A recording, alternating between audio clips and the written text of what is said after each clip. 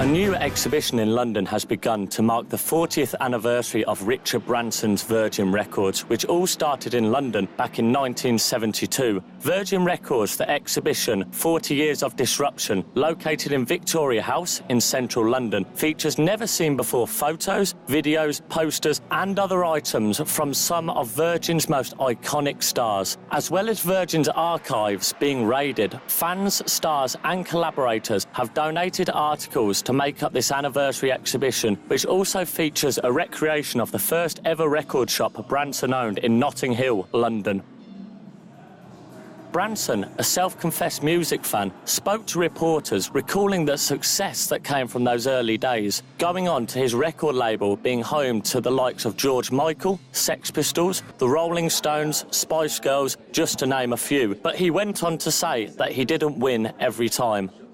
A young lad who was 15 years old had an album that he'd made in his demo studio called Tubular Bells, and we decided to form a record company just to put that album out because we loved it so much. And he was a very shy, retiring 15-year-old. But anyway, the album managed to become very successful, and that then helped us sort of build what became maybe the best independent record label in the world, and it, in the end we signed bands like the Rolling Stones and Janet Jackson, all sorts, Genesis and so on. But so it was very exciting and a great time in Virgin's history. There was one band that we agreed to sign. We took that out to a Greek restaurant.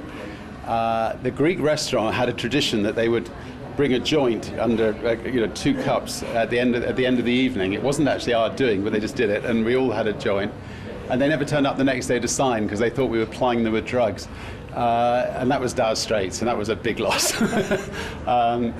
Since then, I think they've smoked plenty of joints, but that's another story. But yeah, so that's certainly anyway. We did all right without them, but that would have been even better. With a successful Virgin empire behind him, including music, airlines, trains and gyms, the entrepreneur's next target market is cosmic travel, which he has admitted is challenging in different ways. It seems this time it really is rocket science.